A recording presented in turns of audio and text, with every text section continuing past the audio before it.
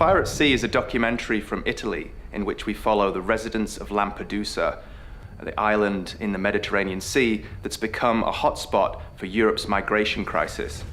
Fire at Sea gives us a very humane picture of life on Lampedusa as we see the residents there going about life alongside and to some degree accommodating migrants from Africa who are risking their lives to come to Europe. It's a million miles away from the view that we get from sensationalist newspaper headlines that we've seen coming from Europe for the last few years, and builds up a really rich picture of what life is really like in this fascinating hotspot of contemporary life.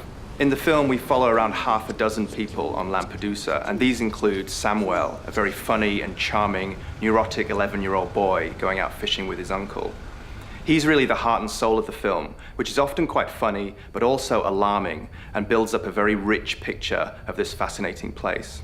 Fire at Sea was the very deserving winner of Best Film at last year's Berlin Film Festival, a rare case of a documentary winning the top prize at an international festival. Fire at Sea is in a very low-key, observational style, which the filmmakers followed the subjects around for around 18 months and got very intimate access to them.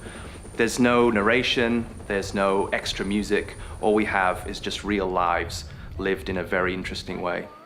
Fire at Sea gives us an inside perspective on Europe's migration crisis, and it's an important film to see for Australians too, as it gives us something to compare to our own situation. Fire at Sea is directed by Gianfranco Rossi, is 114 minutes, and plays only at UWA Somerville.